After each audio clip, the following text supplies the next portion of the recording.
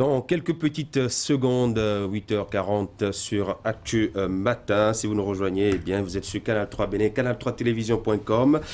Bonjour à vous Clément Achadé. Christian, bonjour à toutes et à tous. Vous êtes en plateau avec Albin Falijo, bonjour.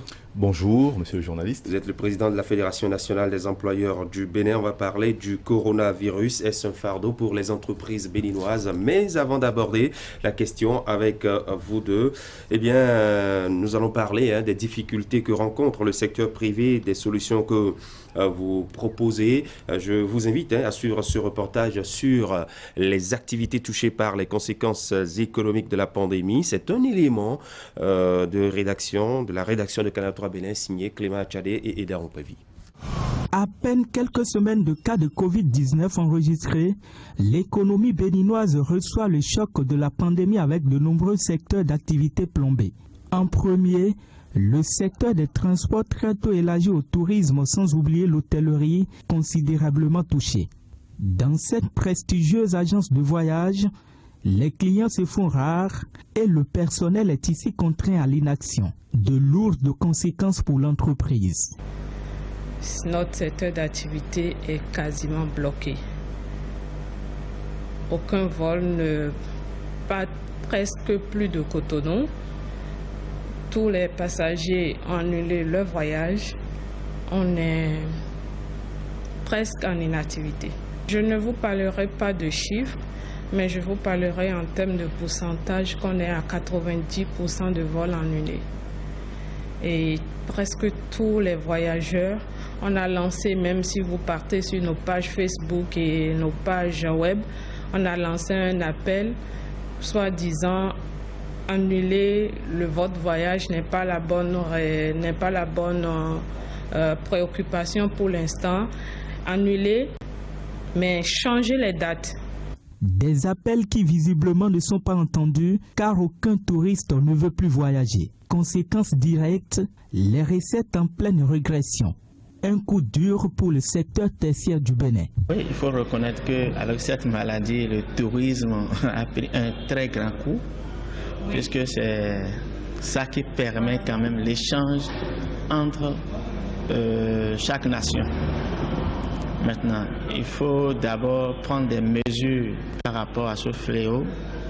Quand je parle de fléau, je parle de ce mal dont on souffre actuellement, qui est le coronavirus. Mais si entre-temps l'État déjà pouvait garantir un minimum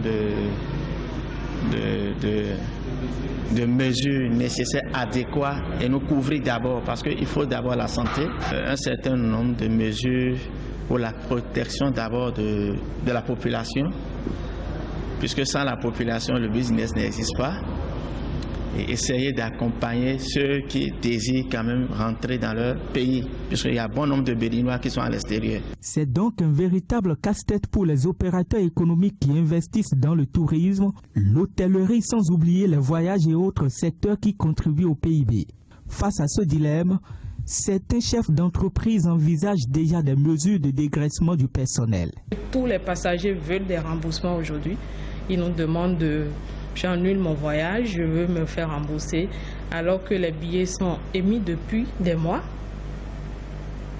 Et vous savez que nous, on est dans un secteur d'activité où à chaque fois quand nous émettons les billets, déjà nous encaissons et puis nous tournons nos fonds de commerce avec d'autres activités et tout ça. Nous, particulièrement à IFE Voyage, nos deux activités sont bloquées.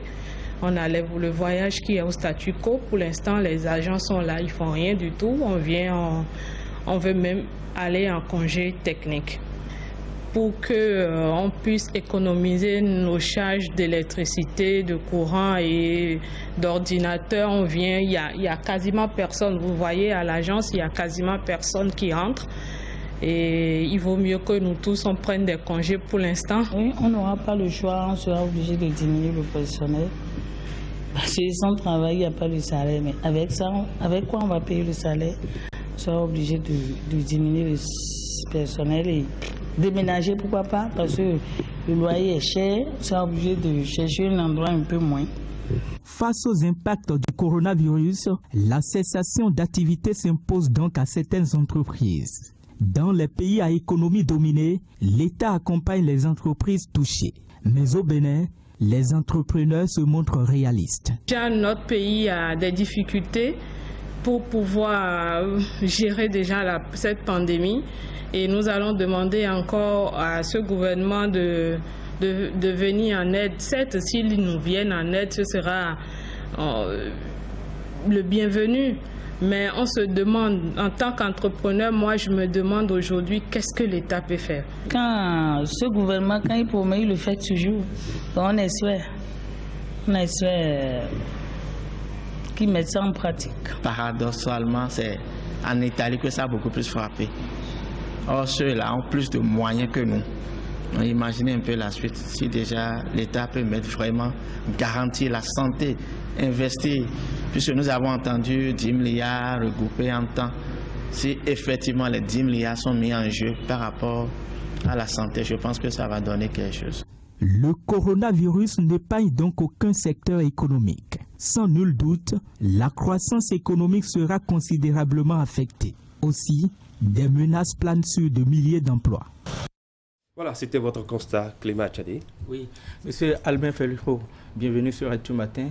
Quelle est votre réaction par rapport à ces plaintes des chefs d'entreprise que vous défendez? D'abord, on ne vous a pas entendu depuis le début de la crise sanitaire qui devient progressivement une crise économique. Pourquoi avoir choisi de garder autant le silence?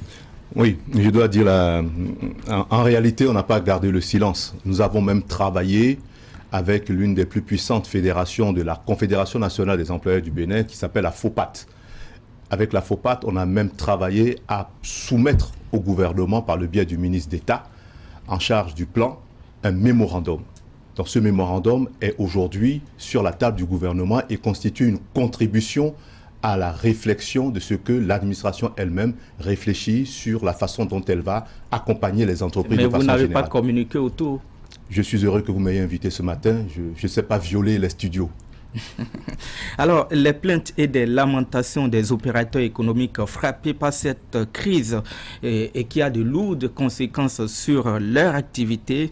Et dites-nous, vous qui défendez, vous qui avez donc une confédération nationale des employeurs du Bénin, qu'est-ce que vous attendez aujourd'hui du gouvernement ou de l'État central face à cette pandémie qui oblige les entreprises que vous représentez à faire beaucoup de modifications et beaucoup de